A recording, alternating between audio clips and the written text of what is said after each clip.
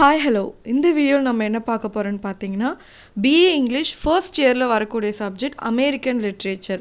இதில் யூனிட் 3ல் வந்து ப்ரோஸ் கொடுத்துருக்காங்க. ஸோ அதில் ஒன் ஆஃப் த ப்ரோஸ் தான் the battle of ant. So இது யார் ரைட் பண்ணியிருக்காருன்னு பார்த்தீங்கன்னா ஹென்ரி டேவிட் தோரு. ஸோ இவங்க தான் ரைட் பண்ணியிருக்காங்க. ஸோ இது ஒரு ப்ரோஸ்ன்றதுனால இதுக்கான ப்ரோஸ் டெக்ஸ்ட் வந்து எனக்கு நான் அவைலபிளாக இல்லைன்றதுனால நான் இதில் கொடுக்கல. ஸோ இந்த வீடியோ பொறுத்த வரைக்கும் இந்த ப்ரோஸ்க்கான ஒரு டீட்டெயில்டு ஒரு சம்மரி நீங்கள் எக்ஸாக்டாக இது 2 மார்க் இல்லை 5 மார்க் ஆர் வாட் எவர் எது கேட்டாலும் நீங்கள் இதுலேருந்து அழகாக நோட்ஸ் எடுத்து ரைட் பண்ணலாம். அதுக்கேற்ற மாதிரி தான் உங்களுக்கு நான் நோட்ஸ் கொடுத்துருக்கேன். ஸோ எப்பயும் போல் இன்ட்ரொடக்ஷனில் நான் எப்பயுமே ஆத்தரோட இன்ட்ரொடக்ஷன் தான் கொடுப்பேன். ஸோ அது இங்கே கொடுத்துருக்கேன். ஸோ ஸ்டெப் பை ஸ்டெப்பாக வந்து இந்த ஸ்டோரி என்னன்றதையும் பார்ப்போம். ஸோ வாங்க வீடியோக்குள்ளே போகலாம். So introduction. Henry David Thoreau was an American naturalist, essayist, poet and philosopher. He was born in 12 July 1817, Massachusetts, US. He died in 6 May 1862 at the age of 44, Massachusetts, United States. His notable works are The Service 1840, Herald of Freedom 1844, Reform and Reformers 1846 to 48. Okay, Henry David Thoreau வந்து ஒரு American நேச்சுரலிஸ்ட்னு சொல்கிறாங்க. So naturalist அப்படின்னா வந்து mostly like romantic writers மாதிரி தான். அதாவது இயற்கை அதோடைய ப்ரைட் அதை பற்றியே பெருமையாக பேசக்கூடியவங்க. ஸோ எஸ்ஏ நிறைய ரைட் பண்ணுறவர், போயட் அண்ட் தத்துவங்கள் ஃபிலாசபி நிறைய வந்து சொல்லக்கூடிய ஒருத்தர் தான்.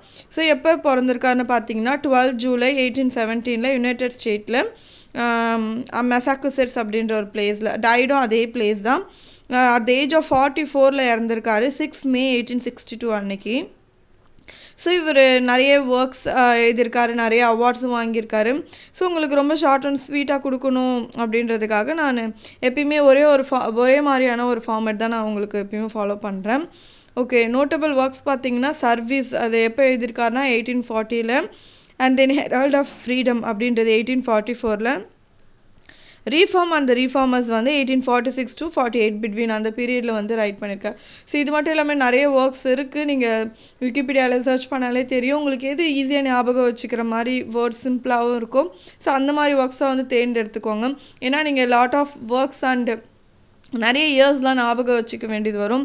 அதனால் உங்களுக்கு எது ஈஸியாக மெமரியில் நிற்குமோ அந்த மாதிரி வேர்ட்ஸ் இருக்க மாதிரி சின்ன சின்ன பேர்லேயும் வந்து ஒர்க்ஸ் நிறைய எழுதியிருப்பார். அது மாதிரி நீங்கள் செலக்ட் பண்ணி எடுத்துக்கலாம்.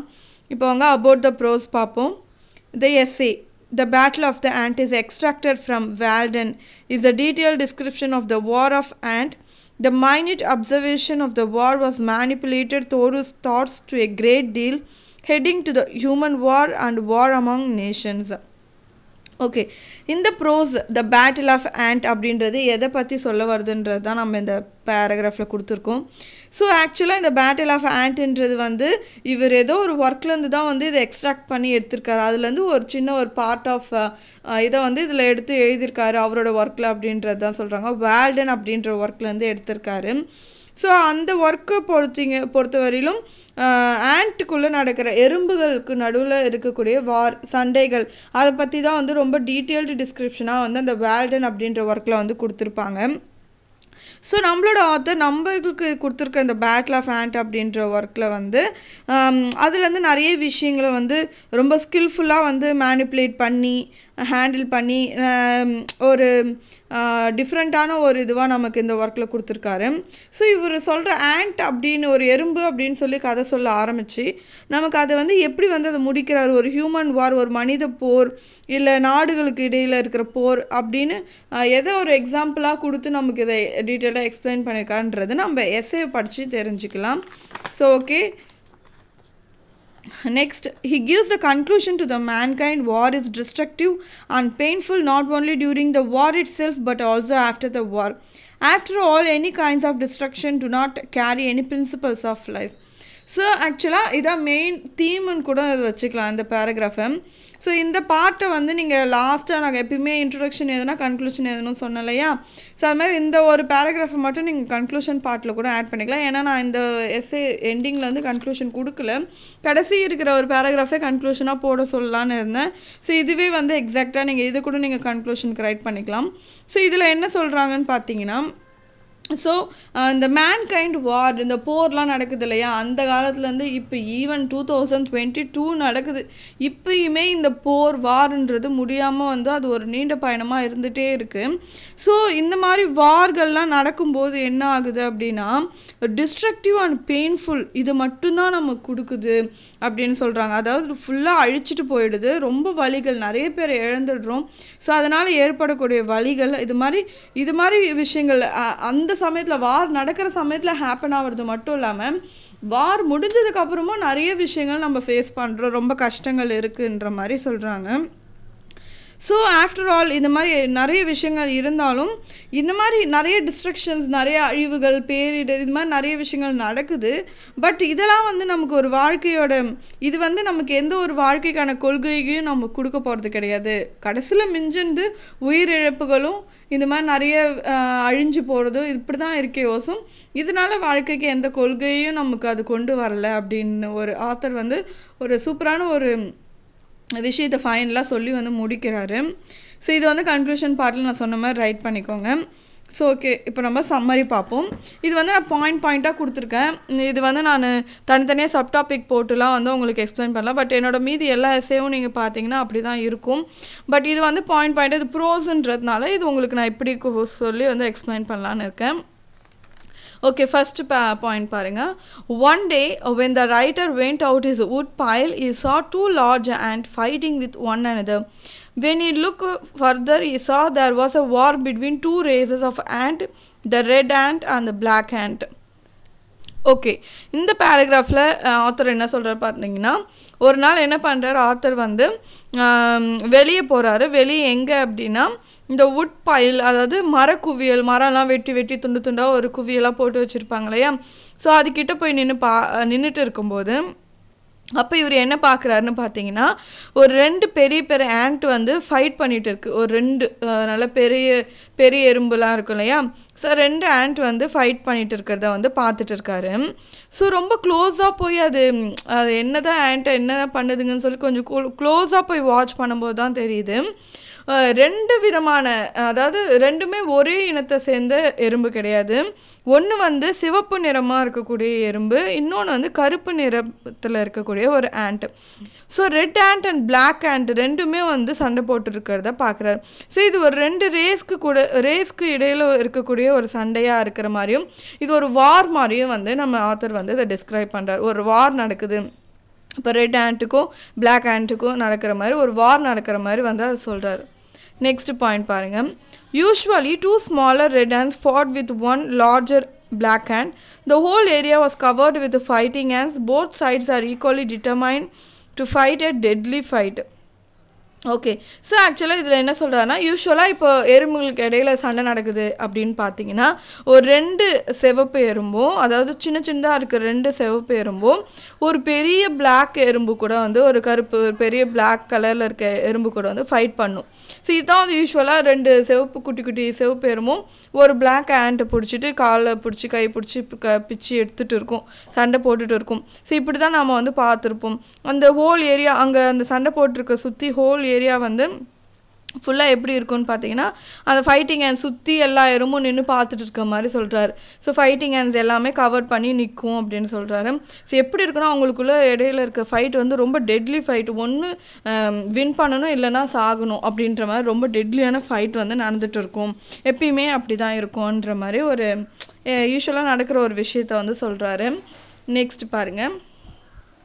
In this war, the red replicants and the black imperialists were taking part. They were fighting noiselessly and more seriously than human soldiers. Okay. So இந்த வாரம் பொறுத்த வரைக்கும் நம்ம ஸ்டோரியில் நம்ம ஆத்தர் பார்த்தார் இல்லையா, அந்த 2 large ant, ஒன்று ரெட் ஆண்ட்டு ஒன்று பிளாக் ஆண்ட். ஸோ அதுங்க பொறுத்த வரைக்கும் அது எப்படி தெரியுது இவருக்கு அப்படின்னா, த ரெட் ரிப்ளிகன்ஸ் அப்படின்னு சொல்கிறார்.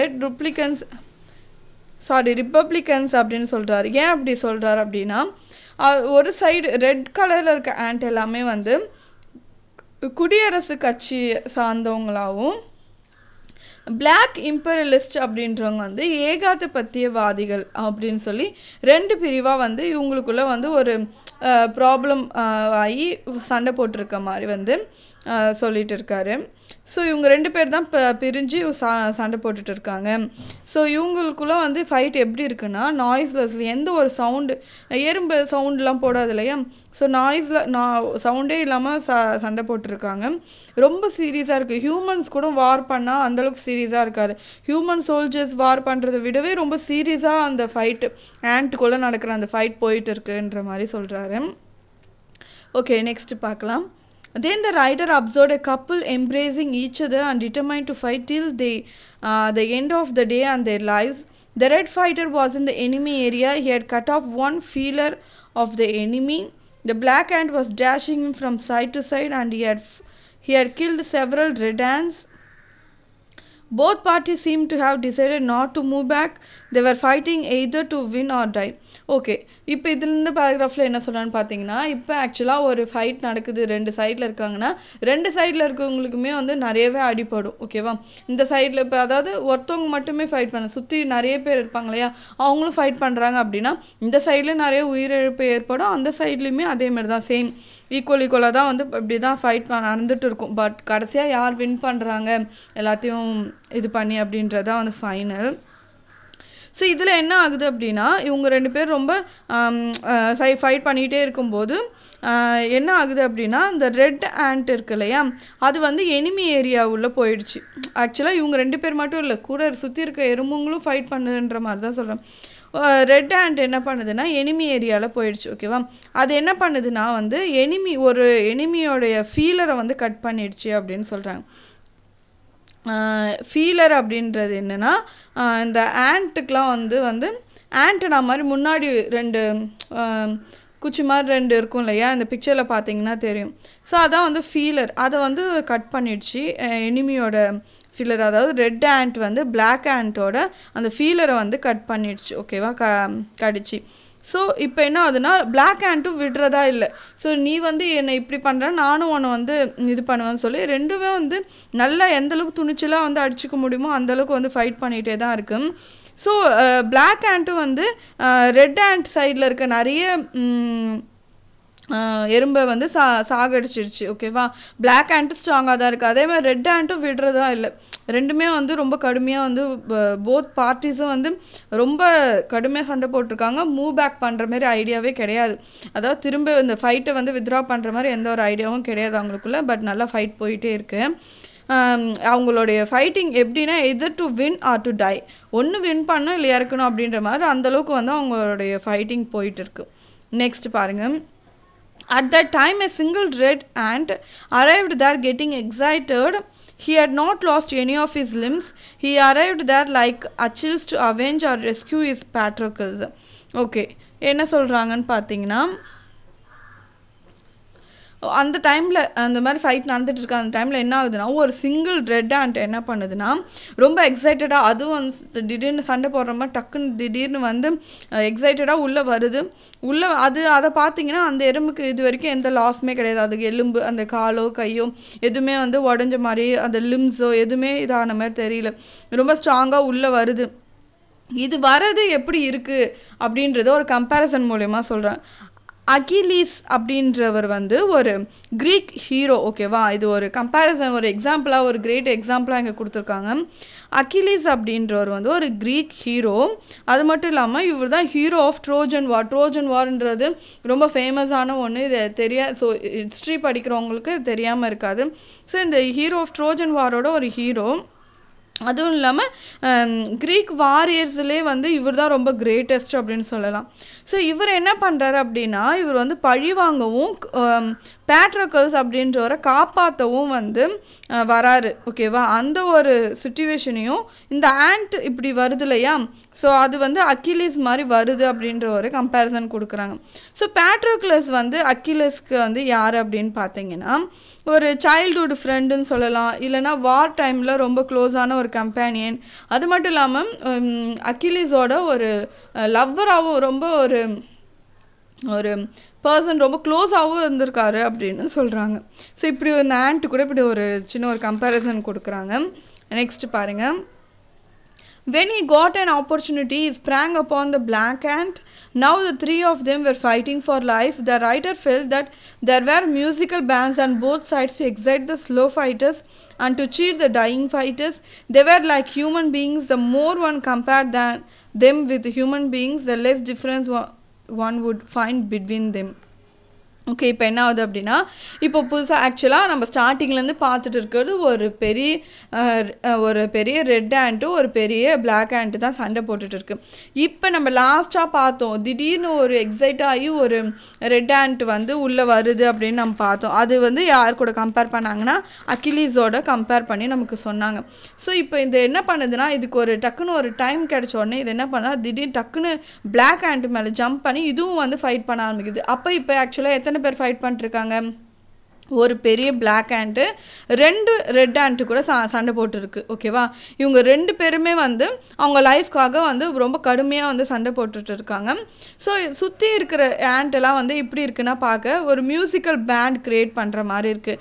லைக் ஒரு மாதிரி ரொம்ப ஃபைட் பண்ணி ரொம்ப சோர்ந்து போகிறவங்களுக்கும் இதனால் இறந்து போனவங்களையும் ரொம்ப வந்து என்ன சொல்ல சீர் பண்ணுற மாதிரி வந்து ஒரு மியூசிக்கல் பேண்ட் க்ரியேட் பண்ணுற மாதிரி அவர் ஃபீல் பண்ணுறாரு அப்படின்னு சொல்கிறாரு.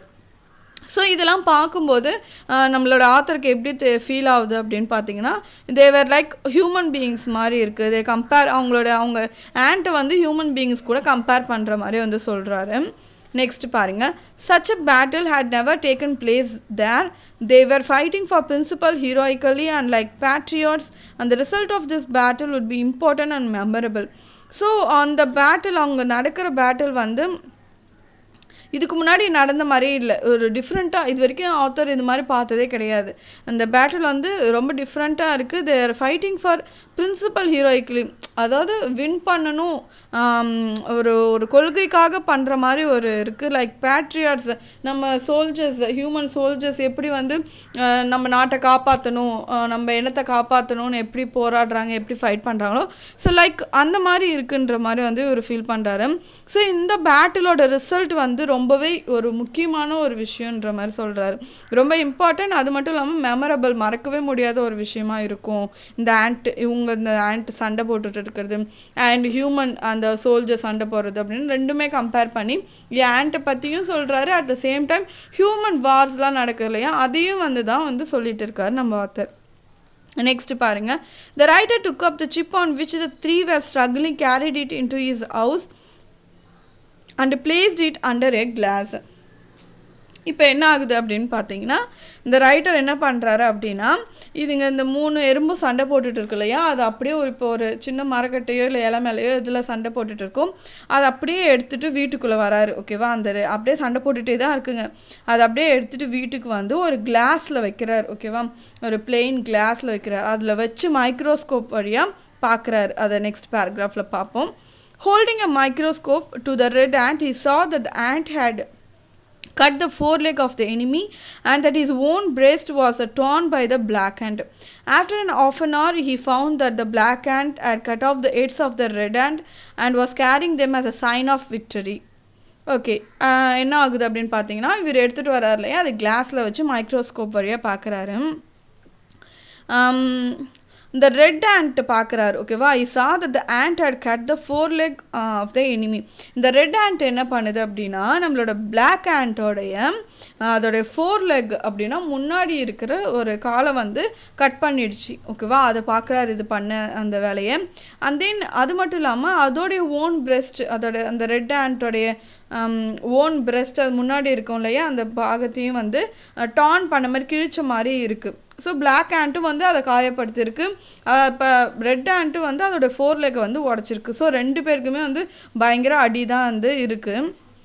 ஒரு ஆஃப் அன் ஹவர் கழித்து என்ன ஆகுது அப்படின்னு பார்த்தீங்கன்னா, பிளாக் ஆண்ட் என்ன பண்ணிடுச்சுன்னா ரெட் ஆண்ட்டோட தலையை வந்து கட் பண்ணிடுச்சு. ஓகேவா, அப்போ கடைசியாக வந்து இந்த போரில் இந்த இதில் யார் ஜெயிச்சிருக்கா பார்த்தீங்கன்னா பிளாக் ஆண்ட்டு தான். ஸோ அது என்ன பண்ணுதுன்னா, அதோட தலையை வந்து ஒரு சைன் ஆஃப் விக்டரி மாதிரி, ஜெயிச்சதுக்கு நான் இவரை கொண்டுட்டேன் இது பண்ணிட்டேன் அப்படின்ற ஒரு இது மாதிரி, அது விக்டரி மாதிரி அந்த தலையை வந்து அது எடுத்திருக்கு அப்படின்னு சொல்கிறாங்க. நெக்ஸ்ட்டு பாருங்கள். When the glass was raised, the black ant went off over the window sill in a crippled state. The writer thought of the battle all the day long and is sad at the ferocity and the widespread destruction. So okay. So லாஸ்ட்டாக என்ன ஆகுது அப்படின்னா இந்த party கூட நீங்கள் கன்க்ளூஷனாக எழுதலாம், இல்லைனா நான் ஸ்டார்டிங்கில் சொன்ன மாதிரி அபவுட் த ப்ரோஸில் 2வது பேராகிராஃபை கூட நீங்கள் ரைட் பண்ணிக்கலாம். ஓகேவா? ஸோ லாஸ்ட்டாக என்ன சொல்லி ஆத்தர் முடிக்கிறாருன்னு பாருங்கள். ஸோ இப்போ அந்த கிளாஸில் எடுத்துகிட்டு வந்தார் இல்லையா, அது இப்படி லைட்டாக அதை ரைஸ் பண்ணும்போது என்ன ஆகுதுன்னா பிளாக் ஆண்ட் வந்து அங்கே பக்கத்தில் இந்த விண்டோ வழியாக ஒரு வீட்டுள்ள தானே எடுத்துகிட்டு வந்துட்டார். ஸோ விண்டோ வழியாக வந்து வெளியே போகுது. லைக் அது போகும்போது எப்படி இருக்குதுன்னு பார்த்தீங்கன்னா அதெல்லாம் வாக் பண்ணவே முடியல, கிரிப்பிள்டு, அதாவது ஒரு கால் உடஞ்சிருச்சு இல்லையா. So it feels like crippled, unable to walk, நடக்க முடியாமல் நடந்து போகுது. ஸோ ஒரு நாள் ஃபுல்லாக டே லாங் நடந்த இந்த பேட்டிலில் வந்து கடைசியாக ரிசல்ட் எப்படின்னா ரொம்ப சேடாக தான் வந்து முடிஞ்சுது. ஏன்னா பிகாஸ் ஆஃப் த ஃபெரோசிட்டி, அதாவது ரொம்பவும் வயலண்ட்டாகவும் குரூவலாகவும். இப்போ இந்த 2 ஆண்ட்டுக்கு நடந்த ஒரு விஷயத்தில் எத்தனை ஆண்ட்லாம் வந்து இறந்துருக்கு இல்லையா. ஸோ இந்த மாதிரி ஃபெரோசிட்டியும் அண்ட் வைட் ஸ்ப்ரெட் டிஸ்ட்ரக்ஷன், ஒரு பேரழிவு தான் வந்து நடந்திருக்கு. ஸோ இட்ஸ் லைக் ஹியூமன்ஸ்குள்ளே நடக்கிற வார். அதுவும் அப்படி தான், அதாவது 2 இனத்தவங்க சேர்ந்து இப்போ நான் தான் இருக்கணும், உங்கள் நாட்டை நாங்கள் தான் ஆக்கிரமிப்பு பண்ணுப்போம் அப்படின்னு சொல்லி சும்மா இருக்கிற ஒரு இது வந்து ரொம்ப ஒரு பிரச்சனையாக்கி 2 பேருக்குள்ளே ரேஸ் பிரச்சனை, இந்த மாதிரி லேண்ட் ப்ராப்ளம்ஸ் அப்படின்னு சொல்லி 2 பேரும் வந்து ரொம்பவே வந்து அடிச்சுக்கிட்டு இது மாதிரி காயமாகி இறக்கிறதுனால எதுவுமே அதனால் எந்த பிரின்சிபல்ஸுமே கிடையாது, எந்த ஒரு கொள்கையுமே கிடையாது. ஜஸ்ட் இதனால் அழிவு மட்டும்தான் மிஞ்சுது அப்படின்ற மாதிரி ஒரு நல்ல ஒரு மாரலை வந்து சொல்லி இந்த ப்ரோஸை வந்து முடிக்கிறாரு. ஓகே, தொடர்ந்து இந்த வீடியோஸ் என்னோட போடுற எல்லா வீடியோஸும் பாருங்கள். ஸோ பிஏ இங்கிலீஷ் மட்டும் இல்லாமல் எம்ஏ இங்கிலீஷ்க்கான வீடியோஸும் கூடிய சீக்கிரத்தில் வந்து அப்லோட் பண்ணலான்னு இருக்கேன். ஸோ எல்லா வீடியோஸும் பாருங்கள், மறக்காமல் சப்ஸ்கிரைப் பண்ணுங்கள், உங்கள் ஃப்ரெண்ட்ஸ் எல்லாருக்குமே ஷேர் பண்ணுங்கள். தேங்க்யூ ஃபார் வாட்சிங் மை வீடியோ.